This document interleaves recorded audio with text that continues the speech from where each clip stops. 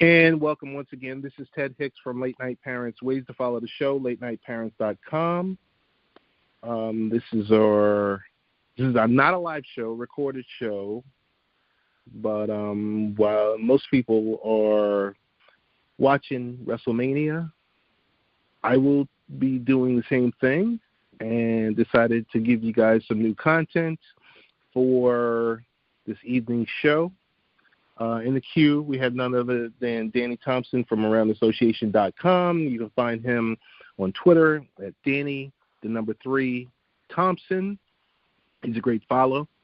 Not just a basketball guy, a journalist, blogger, all the above, host, co-host, overall personality, on-air talent, and never know, in the future, maybe some sports direction. Danny, how you doing? Ted, it's always a pleasure, my friend. Always a pleasure. You know, with WrestleMania being here, you know, it's like one of our favorite holidays of the year. Oh yeah, definitely. There's a few people that do really appreciate how big this thing has just become. I mean, we watched it from the 70s. We watched it from the 70s build up. I remember when Bob Backlund was champ, and he beat Bruno Sammartino. This is like 77, 78. I remember Superstar Billy Graham. I remember, Stan Hansen. Of course, everyone knows Andre the Giant. But we think back to all those great stars that were before than today. When you look at today's stars, Danny, a lot of great things going on. I guess we'll jump into a quick segment on WrestleMania. Your thoughts on the women main eventing WrestleMania? I mean, deserving or not? It's definitely deserving. I mean, listen, right now you have, the hottest wrestler in the game, which is Becky Lynch. The most popular female wrestler we've seen in decades. You have wrestling royalty in Charlotte Flair, and then you have the MMA legend, first ballot UFC Hall of Famer Olympian Ronda Rousey in a triple threat match in New York City. It doesn't get any better than that.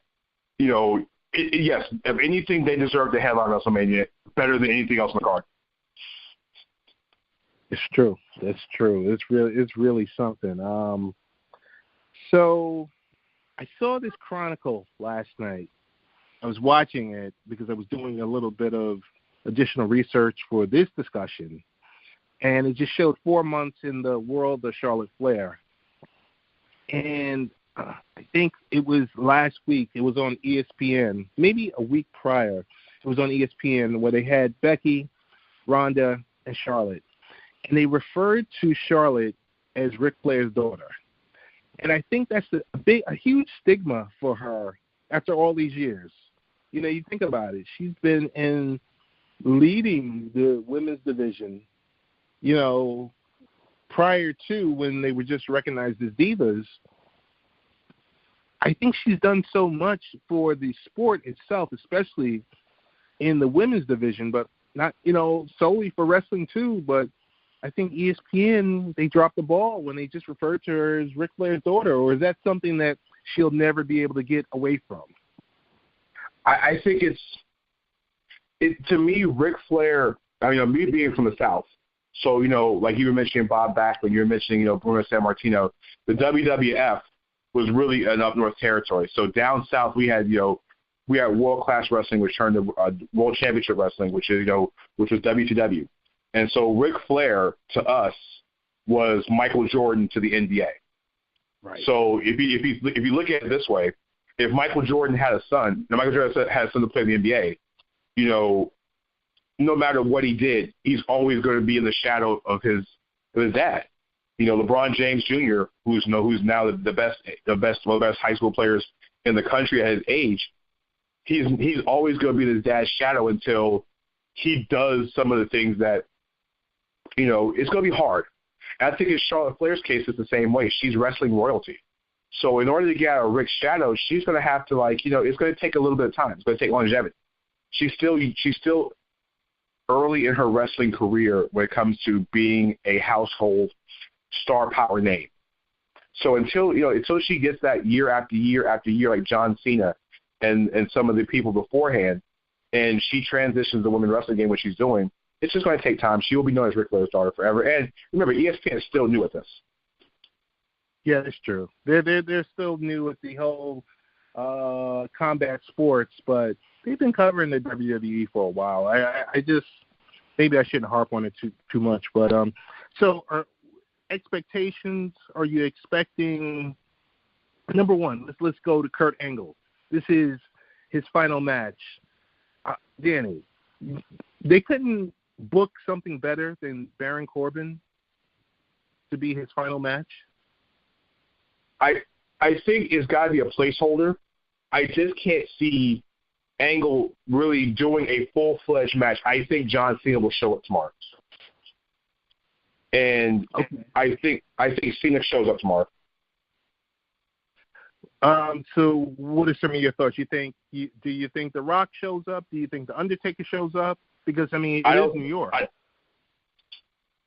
think really at the end of the day, it's really more about John Cena. I think John Cena, because of the fact of Kurt Angle made John Cena. If we go back to that SmackDown match when John Cena had no theme music, and the matchup between Angle and who was at the top of his game at the time, a young John Cena, it transformed John Cena's career. And John's talked about this for years, how much that match transitioned everything he's ever thought about wrestling. And not a better way to close it out would be John Cena and Kurt Angle. But as far as other stars coming out, I think The Rock is still filming a movie, so I don't think if it is, he'll be like a quick in-ring. I don't think Stone Cold's coming. I hope The Undertaker doesn't do anything after last year. Any big surprises? I think Gronk might show up at WrestleMania tomorrow night. Okay. I think he shows up in the Andre the Giant Battle Royal tomorrow night. Really? Okay.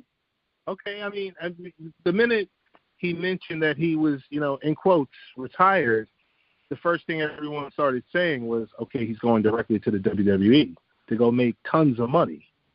I mean, you think about it, his best friend is Mojo Rawley. He showed up at WrestleMania here in Orlando. So he's been in the ring before. So, he fits the type that Vince loves. The big 6'4", 6'5", larger-than-life athlete type of guy. He fits that mold. Hey, listen, like you said, a big paycheck for something that's not getting tackled.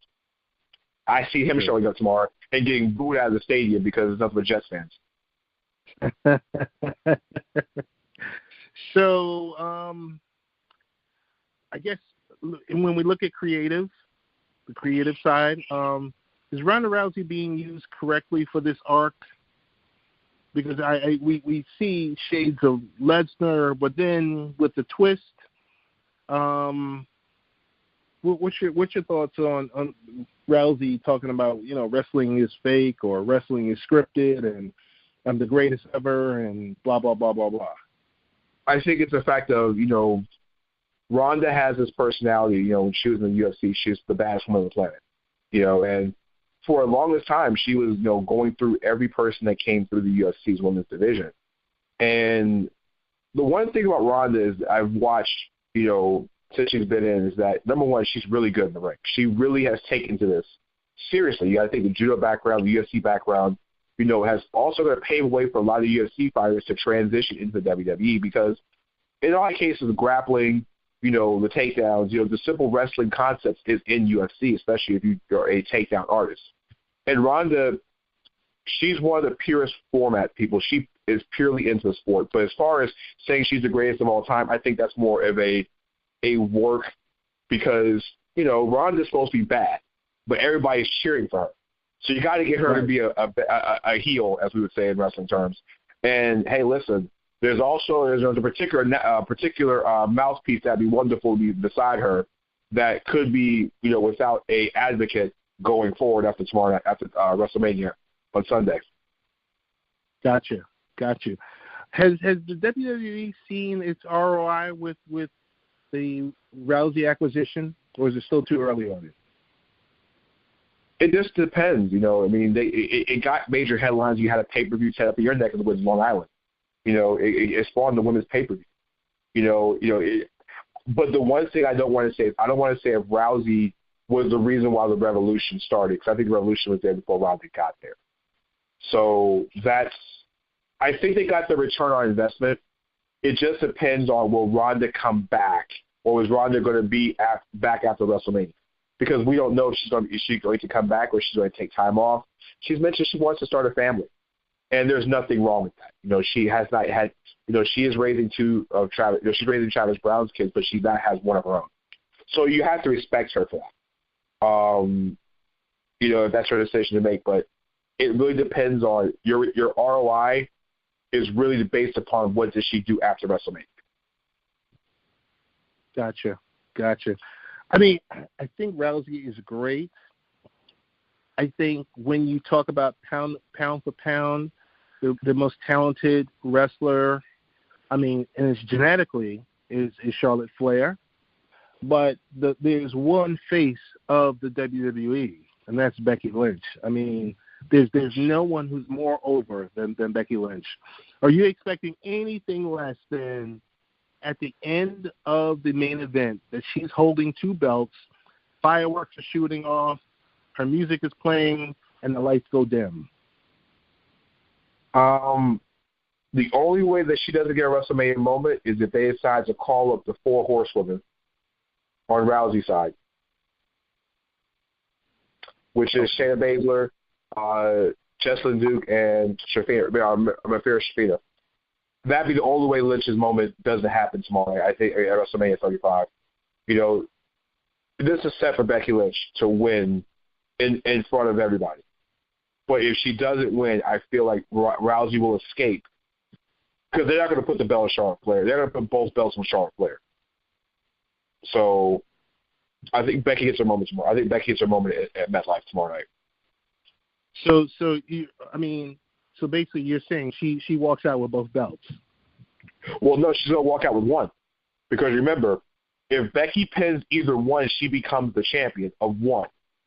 If Charlotte okay. If Charlotte, the only person to come out with dual belts is if Rousey pins Charlotte Flair. Gotcha. Or if Charlotte pins Rousey. Gotcha. But Becky can't walk out with both belts. Oh, I was under the impression that it was like a winner take all. Well, in the case of, because Becky has nothing to bring to the table. Mm-hmm. So if Becky pins one, she becomes that champion. Gotcha. But if Rousey pins Flair, Rousey wins both belts. If Flair pins Rousey, Flair becomes a dual champion. Okay. NXT TakeOver, which is, a phenomenal product. Johnny Gargano went up against Adam Cole. I'm not sure if you got a chance to see that match or a shortened version of it.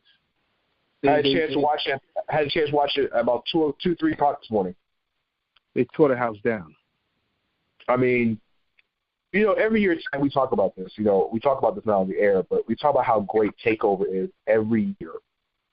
And the opening match with Aleister Black, Ricochet, and War Machine, the opening tag team match, and then the closing match, we're going to be talking about for a long time. But as far as the Johnny Gargano Adam Cole match, phenomenal storytelling, and the scene with Tommaso Ciampa at the end with Gargano, I don't know if it's going to end the storyline, but it's a great way, if that's the end of the storyline, for a potential DIY reunion. And right.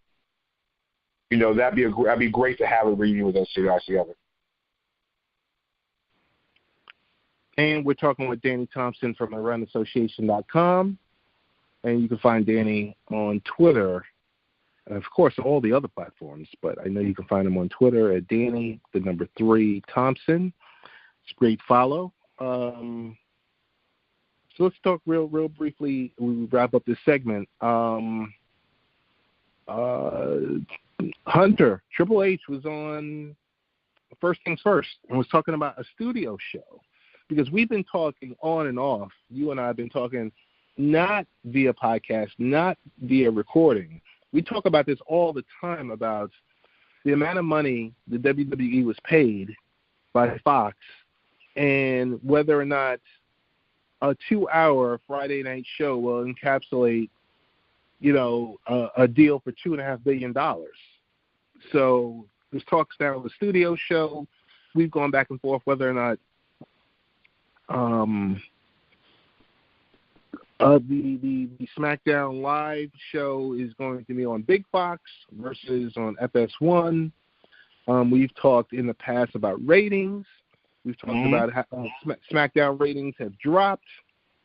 But it's pretty exciting to hear and see that announcement by Triple H on First Things First. I mean, Ted's called $2 billion. Right. $2 billion and money talks. So at the end of Fox has made the superly huge investment into WWE for the next 5 years. So they're going to get every dollar possible. They're going to make SmackDown, I think, a more premier show than Raw. I think that they're going to put a lot of the SmackDown stars over there if they still have the brand split. I think, like you said, the studio show is coming. Kind of sort of, if you guys ever watch anything with TSN in Toronto, in Canada, they do a studio show for the WWE. Right. The kind of sports center. And really, if people watch the WWE Network, Talking Smack was an amazing show. Yes. Maybe the Talking Smack type of show where, you start bringing some of the, Fox starts bringing some of their personalities on there, David Cormier, among others, and you do a 1-hour show talking about what you just watched on Fox, the same way they did with the UFC. I think definitely it's a no-brainer. It's a no-brainer, and you've got all the content in the world. And I don't know whether you have, a consistent host/co-host, or you do rotating co-hosts. There's so many different ways you can run with this. Exactly, and that's the most important thing. You have $2 billion, so you have an easy way to figure everything out. That is true. It's 10 times the value of the deal they have with USA. Yeah. So, money talks. Last topic we're going to talk about that's wrestling related is more on their talent, their hosts, their kind of like pre and post game show hosts. I'm always hearing Sam Roberts we always see him getting dragged on social media. What is it? What is it with this guy? Because I listened to him a couple of times when he was with his radio show on Sirius, but it's like he's always saying something. I guess he's trying like a new persona to be a little bit edgier. I think to me he's just one of those people. You gotta have somebody who's the antagonist, somebody that gets on your nerves, but someone who's knowledgeable about the sport. And I think Sam Roberts is developing into that type of persona. You can't have a whole likable team full of people. Okay. Even with a 3-man booth in sports, you always have the play-by-play guy. You have the ex-athlete, and you have what you call a guy who's like a super fan or a it is what it is. You have that personality out there that says things off the wall, and hey, it works. I actually kind of like the pre-show. The format for like for NXT and the pre-show for the WWE events. Sam Roberts is a person, he's a character. And besides, you remember Ted. Remember we watched guys like Brother Love, and when DiBiase did it. You always had that. You always had a heel announcer, and I'm okay with that. Okay. So as we shift out of, we know WrestleMania, which happens once a year, is the showcase. Like I said, it just gets bigger and bigger and bigger, and it's going to be huge in Tampa, which is close to you, which is, I guess, about 90 minutes from you. How far is that drive? About an hour? About hour and 5, depending on traffic. Okay. So it's going to be a fantastic card. I will say I actually had the pleasure of meeting you in person after all these years. I was down for a technology conference last month.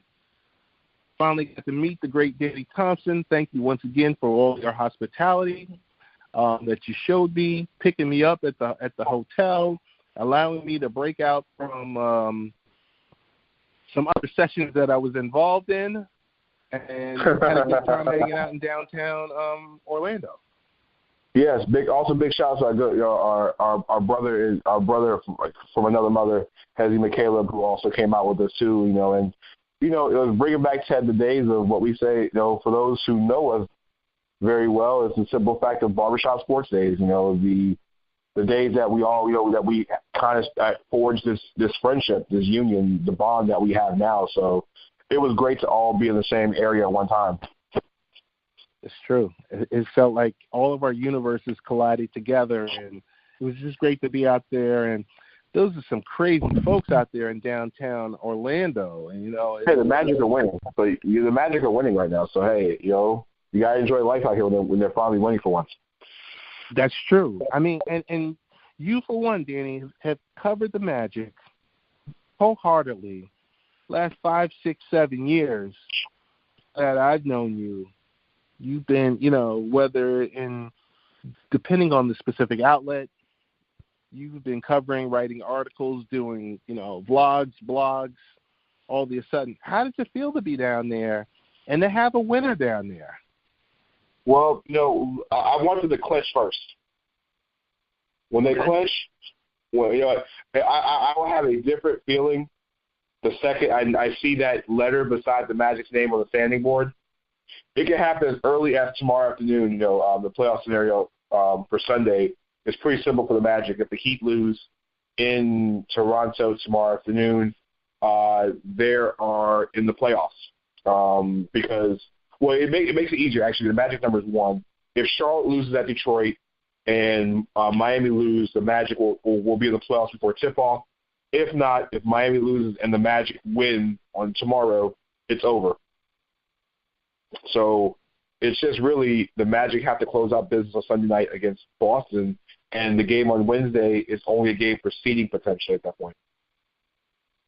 What's so funny? I remember, and this is going to take it back, where I was a Nets fan, Nets, N-E-T-S, Nets, when they were in New Jersey, Brendan Byrne Arena type days, back when, Kendall Gill and Sam Cassell and a few others, so like late 90s, early 2000s, and I just remember going to the arena, getting there, and Danny, I'm telling you this story because you could get 4 tickets, which would cover, for $40, would cover hot dogs, something to drink, and your seat.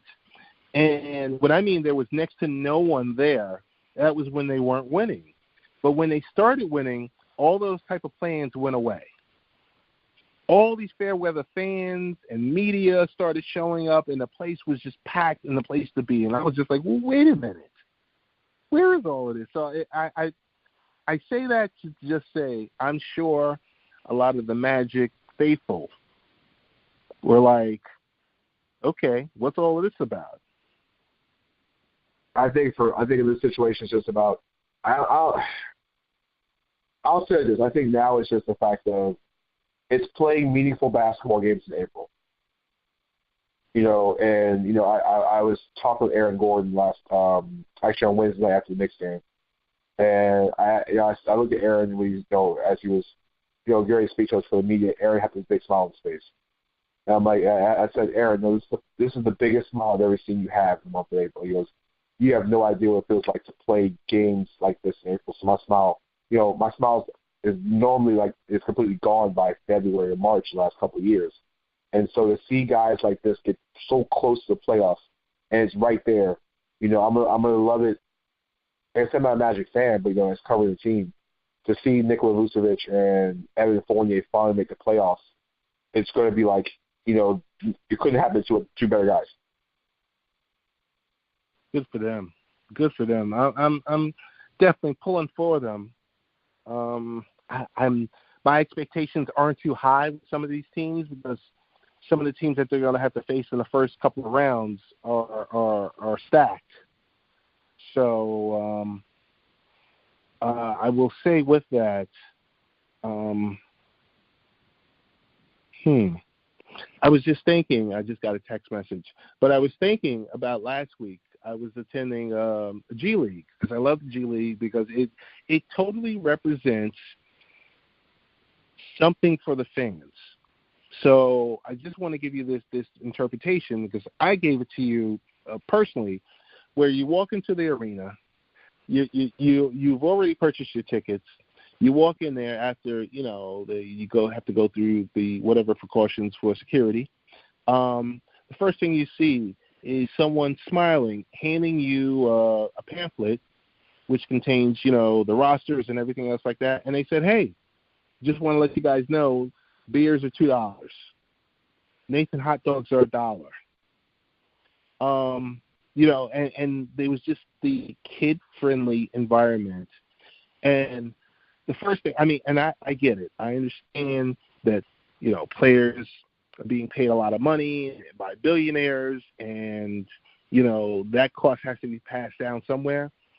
But just being in the friendly environment where you can enjoy a game, your pockets are not getting turned inside out, it just seems like a lost cause, or it's like a lost art. And I got a feeling, Danny, in the next couple of years, we're going to be going more towards that model, because if people start following the Atlanta Falcons and people start following other stadiums that are either going cashless, but they're rolling back the prices so that you can get the fans into the arena. I throw it out there. What is your take on the future for fans viewing live sports? I really think, Atlanta's case was kind of different because Arthur Blank had to give those lovely prices because of the fact that they stopped doing single game tickets for Falcons fans. So something has to give at this point. I think really the future of sports when it comes to fans, I think really is more of a digital age. Until ticket prices go down, like you said, Ted, the average family can't go to the game. No, they can't. They really can't.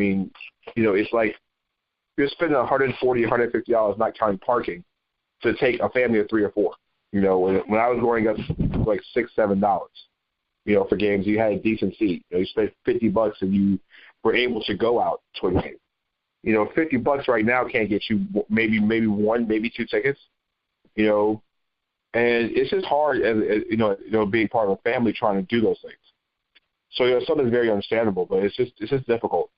And the way sports is going, until people start understanding that and realize that people who make those decisions, you won't have the huge crowds.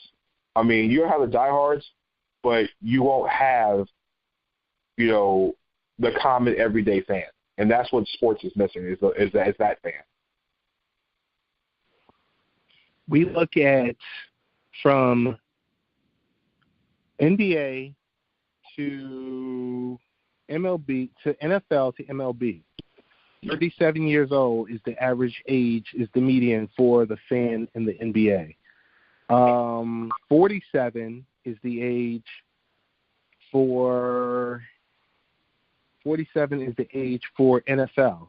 And 53 years old is the median age for MLB. Danny, where are the young fans? You have to address if the millennials aren't making the money or enough money to enjoy this type of live sports, live entertainment. Eventually, you're going to run into the point where you're going to see more and more empty stadiums because that fan that's the median age is 53 years old, either won't be able to get to the stadium or they won't get to that age of 53. I really think because of the fact that everything is such available through social media, you know, there's Twitter, there's everything you can access live, and, you know, the millennials nowadays, you know, everything is so computer oriented. You know, you don't see as many kids, you know, rushing to go play, you know, go outside and play sports nowadays. You know, you don't have the rushing of kids, you know, running home to watch this. I mean, that's just how it is now. Everything runs in cycle.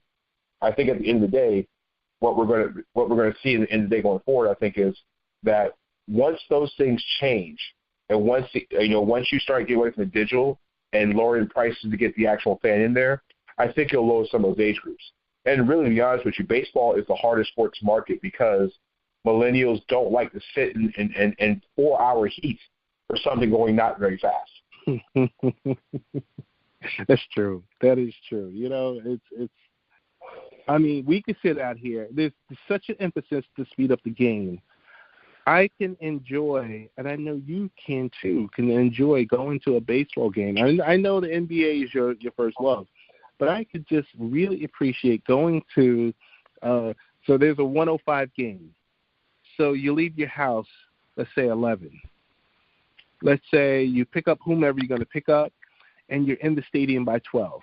You're walking around the stadium. You're enjoying it, doing some sightseeing. You get to your seat, 12:45.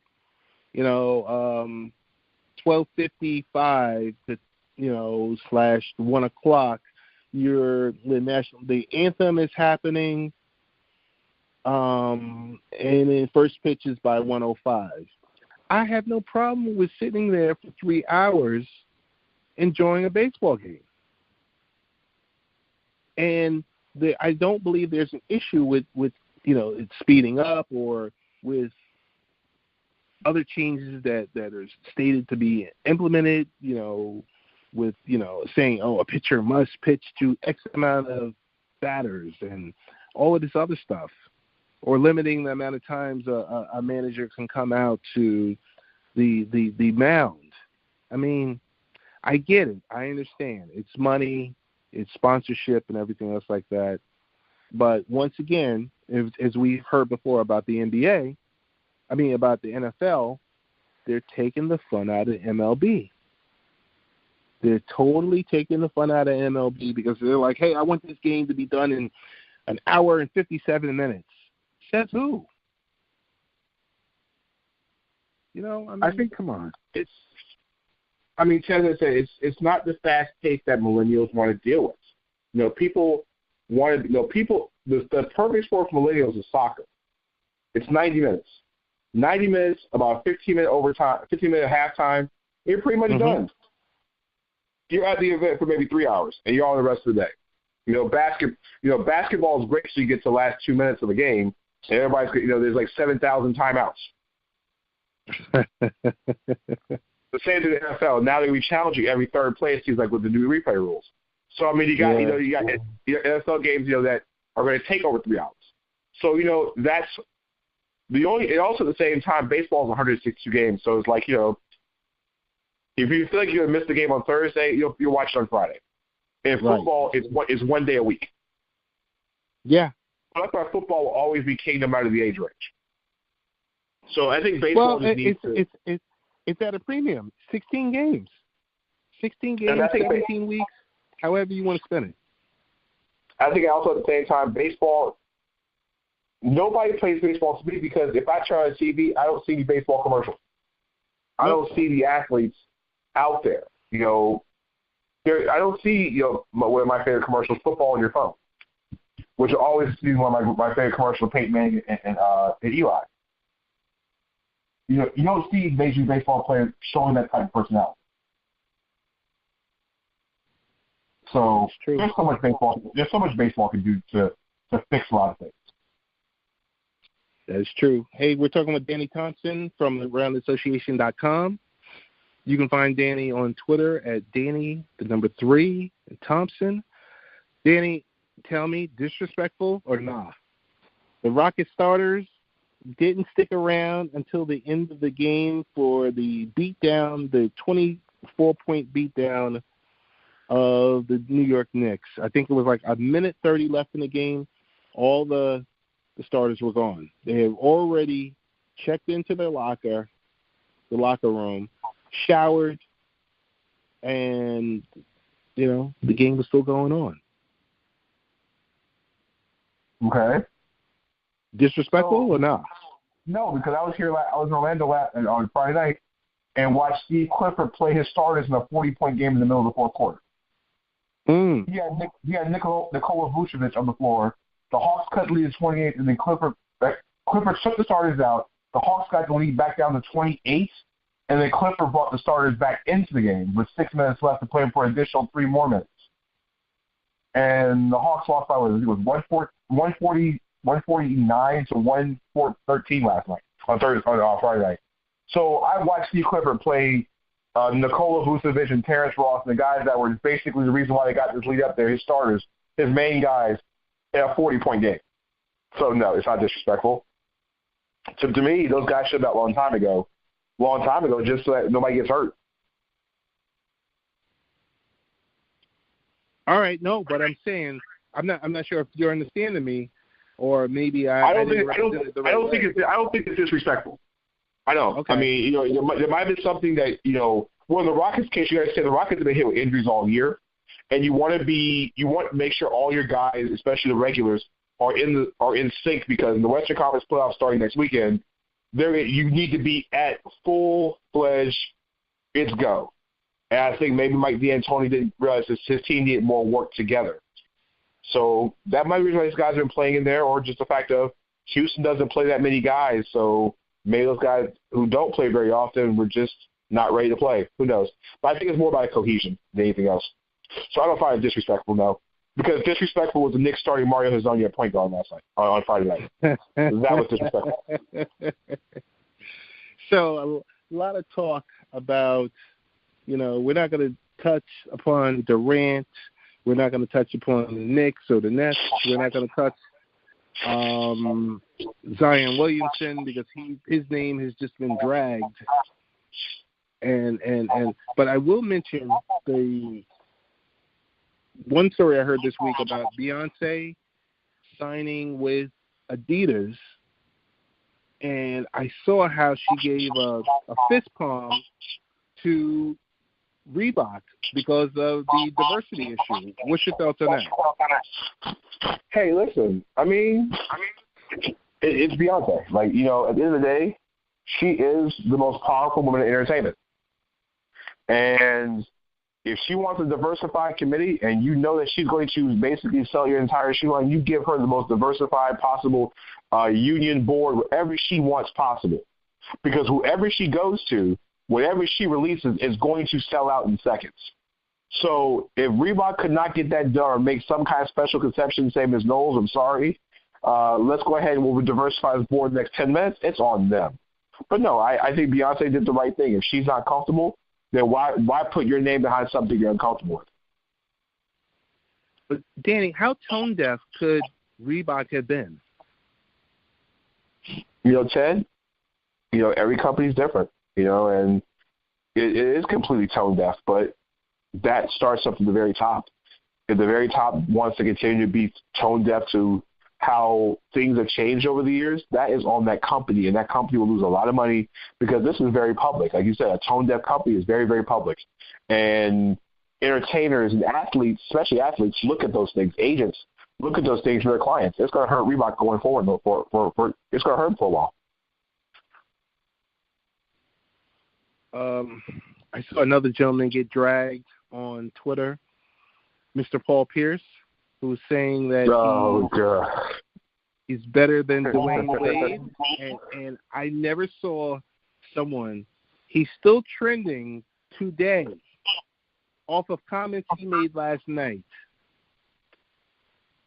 People are still believing it. That's what they're thinking. This guy's completely lost his mind. Because, it was so funny watching one of the clips because Rachel Nichols was in the background basically saying, hey, Paul, he's got one scoring title in year 0. He's got 3 rings compared to year 1. He's got 8 all-defensive teams compared to your 4. He has 2 all-NBA teams compared to your 0. And she was just going down the list. You could just feel the ego of Paul Pierce go back to the door. And you could tell he was reaching, he was like, oh, no, I was, Wade was around during the Twitter days, and, I wasn't. So you have to go watch my YouTube tapes where I scored 48 here. I'm like, we're really reaching here. 48 points is a great performance, though 22 in the fourth quarter. The playoffs was great, but Dwayne won a championship against the Mavericks. With the older Shaq, and then he had the years with the Heatles and everything he's done. It's not even worth a discussion, but that's probably the reason why a lot of things were said in the very beginning. I mean, he's got a good thing. I mean, I get it. I know he was a little sour. He didn't get his own, final tour. But come on. Paul Pierce wasn't loved like that. He really wasn't. Good ball player. I mean, he might be one of the top 75, 80 players in history of the game, but he's not nowhere close to Flash. No. Mm-mm. That was just drawing attention. I want to real quickly, as we begin to wrap this up, I wanted to say to you, in regards to the AAF, I guess we should be saying rest in peace, but if you could explain to me and explain to our listeners here the difference between being a founder and the difference between being a funder. And I think it's a story, or it's an example, or it's a definition that Charlie Ebersol learned this week. The difference between founder and funder in regards to Tom Dundon. Yes. Founder is, y'all all have the same concepts and beliefs. Funder is my way or the highway because I'm paying bills. That's the best way I can explain founder between the two. It's very simple. Charlie Ebersol found out when somebody is cutting you a check, you might want to play by their rules. And when you don't, the check stops. I listened to Andrew Brandt, and he has some great podcasts that he does because he talks about sports and sports business and, just the economics behind it. He had Charlie Ebersol on. He also had Tom Dundon on. He took the 2 podcasts that he had of the 2 interviews and put them together. It's definitely a great listen. We don't make anything out of this, but it is very, very interesting because you've got someone, like you said, I'm the founder, I run this, I do this, but if you don't have the finances to run this, you hand those duties over to someone else. And the first thing I heard out of Tom Dundon's mouth was, I'm the chairperson of this league. I own it. And all the talk, because I heard Ebersol on a couple of podcasts from not the Tony Dungy. I heard him. What was the podcast? The Mike Tirico podcast. And Tirico asked some pointed questions. It was like, was the league in trouble? This is like maybe week 3 of the league, and it's defunct after 8 weeks. And he seemed straightforward, but it seemed like everything was worked out in this league except the most important part, the funding. You got 10 games, and you got all these operations people. So, Danny, in a case like this, because you're down there, and your team was pretty darn good, right? They're in my eyes the first and only AAF champions. There were 71. There were 2 games in front of everybody in the league, and they were on their way to win the championship. So yes, the AAF champion Orlando Apollos. Big shout out to the team in Orlando and Steve Spurrier. Yes, they're first and only AAF champions. We declared them the champions, the same way. Orlando and the rest of the country have declared UCF co-national champions 2 years ago against Alabama. So, I mean, you deal with sports personalities, you deal with players because you just don't cover basketball. I've talked to you on many occasions where you're covering soccer, you're covering football, whether it's the Jags. In a case like this, for that football player that was looking at the AAF to be the possible springboard for them to either get on a practice team or eventually get picked up by an NFL team, like, what happens now? Like, is that dream dead? Are they waiting for XFL? Does the XFL use this as a case study? What are your thoughts? I think Vince McMahon, XFL 2020, has looked at a lot of what's failed the AAS. And but Ted, we've all noticed from the very beginning, the XFL 2, as I call it, was not trying to partner with the NFL. And I think the AAS whole thing was, hey, we want the NFL to be our big brother. And when the NFL said, no, we don't want to adopt you, the AAF had nothing to stand on. Because this is a league that was meant to be a developmental league. And that's their whole purpose. The XFL is its own league. So I think for some of these guys who don't have contracts, the AAF took away, they lifted the you can go to the NFL clause, I think it was Thursday or Friday. So guys can sign contracts. We've seen guys already sign deals with the NFL already. I think Garrett Gilbert, a couple of guys from Orlando have already signed with NFL teams. So you see some of the guys getting in there. I think you either wait for XFL 2 or you're going to try Canada or someplace else because all the jobs that people thought they were going to get as far as the AF is gone. But at least some of these guys have tapes, and you wait for Vince McMahon's league to start in February if you can't jump on an NFL team. And I think Vince has learned that you have to have money. And you saw what he did. He took the Anthem money he created, and he sold WWE shares of stock. So he's invested, $450 million into this league? So, yeah, the money's there, and it's invested, and he's in control of everything. So I think for the players, it's going to be one of those things where they're going to end up, like I said, either playing for Vince or they're going to try to latch on with maybe an NFL team or maybe a possible Arena Football League team as they try to continue their journey. So were Polian and Ebersol in control of all 8 teams, or did they have individual owners? They had individual team owners, but everybody was under the same umbrella. Okay. So explain that when you say everyone was under the same umbrella. So basically, the teams had their own front offices, but everything was cleared through the AAS main office. Okay. So there were individual teams. They had their own front offices and everything else. XFL 2, Vince McMahon's in charge of everything. So this is a one-man show, basically. With Oliver Luck. It's his right-hand man. Okay. Got it. I don't know. It's sad because you never want to see dreams just die on a vine like that.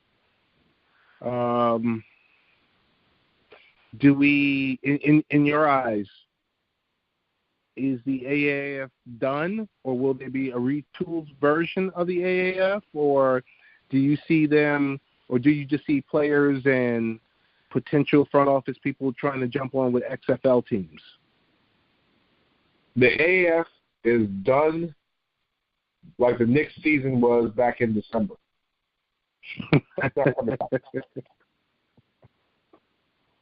It's done. It's completely done. It's the second they released those NFL guys to contracts, and there are no more games played. And you got the Vegas bookmakers giving, paying out winnings to people bet Orlando, and refunding a lot of the bets. So yeah, this thing is over completely. All right. Hey, Notre Dame, Coach Muffet McGraw went viral. I just want to have one question to you. Can she run to be my? Can she run to be the Democratic candidate to be president for 2020? She gets my vote right now. because she makes sense? Why not? If we put Trump in office, why not? If people voted Trump in office, and he was known as more of a television personality than a businessman, why not? She just makes so much sense in regards to, in regards to equality, in regards to this is who I'm going to hire, in regards to not just women's basketball, not just women in sports, women in general. She says all the right things. She checks all the boxes.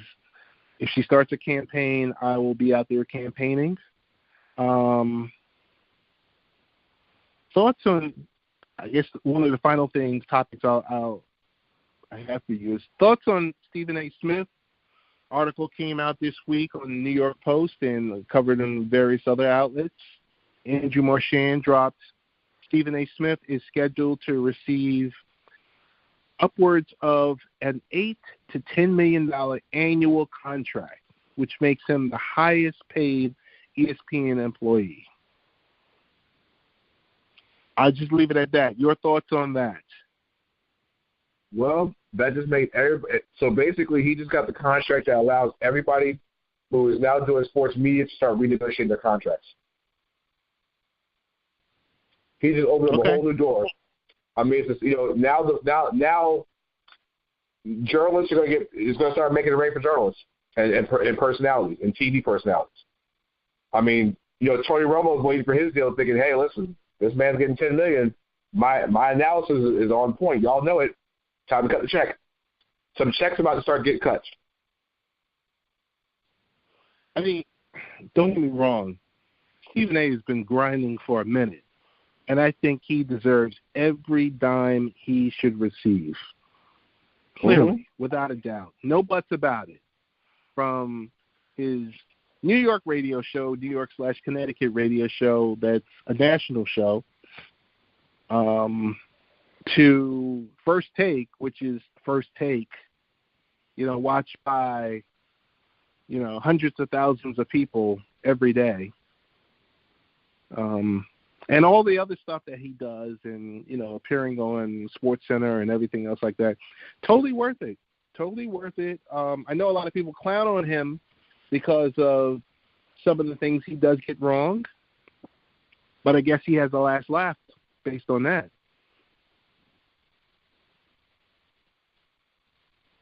I mean, you're never ever going to get everything. You're never ever going to get everything right, correct? No, I think it's great. I think that at the end of the day, it is the value he brings to the network and what he does makes him worth of value. So I have no problem with it. I guess you answered this already, but him signing a deal like this, young journalists like yourself, broadcasters like yourself, does that put the fire in your belly, or does that totally give you reason to, okay, I saw how he grinded, this gives me reason to do X, Y, and Z? Does it inspire you? Yeah, it makes the long nights of eating oodles and noodles worth it. Like you see somebody make it out of it. Journalists don't make that much nowadays. So you think to yourself, okay, if he can do it, I can do it. So I need to grind a little bit harder. It's not the perfect life, but hey, at least you see the value of it, and you see how, like you said, you grind and put into it. So yeah, it's definitely motivation, definitely. That's good. That's good. I guess that's gonna be about it, because I don't want to talk any college basketball. I don't want to mention any scores. I don't want to talk about any of that, because I want to be able to use this. Our discussions are timeless, and then they become timeless because we stay away from certain things. Of course. But dude, tell us about your site, because I promoted your site and your Twitter handle. But tell us, in your day, what's happening with you, how to get in touch with you, some of the things you're working on, anything you want to share with us. You can always follow me on Twitter, like you mentioned, before, Danny #3 Thompson on Twitter. The NBA site is called AroundTheAssociation.com. There's the Around the Association podcast, which is it comes out mornings, right around between 6 and 8 every morning, Monday through Friday. It's a 15-minute podcast directly on one of the major topics in the day. In the previous night of the NBA, what's going around the league. Not your typical podcast. We're not going to talk about scores and X, Y, and Z. It's not one of those. It's one of those like a regular segment you hear on a radio show, just basically based on the NBA. The website, it says AroundTheAssociation.com. We're releasing, so many different articles, especially with the end of the season coming up. You can follow me on Facebook at Around the Association on Facebook. And there's some other projects that's in the works that we'll bring more to light when everything is out the oven. Right now it's baking. It's about maybe a few more minutes left. We're still poking it for those cooks. It's not ready yet. It's about ready. It's right at that 350 mark. We're about ready to take it out. So once everything's released, we'll definitely let everybody know when everything's good to go. But just know we got some big things on the horizon, especially on the sports side of things, and in some other aspects as well too. All right, Danny, definitely. Last question I will have for you is Ben Wallace didn't make the cut for the Hall. You okay with it? Or yeah, I'm definitely okay with it. I have no problem with it. Okay. Danny, want to thank you again for joining Late Night Parents. This is we're going to wrap our show up. Best ways to get in contact with us is latenightparents.com. You can listen to Danny through many different ways. Check out his podcast. Check out his feed on YouTube. Go to Facebook Live. You can catch him during broadcasting and doing some journalism related duties all during the week. That's about it. Thank you, folks.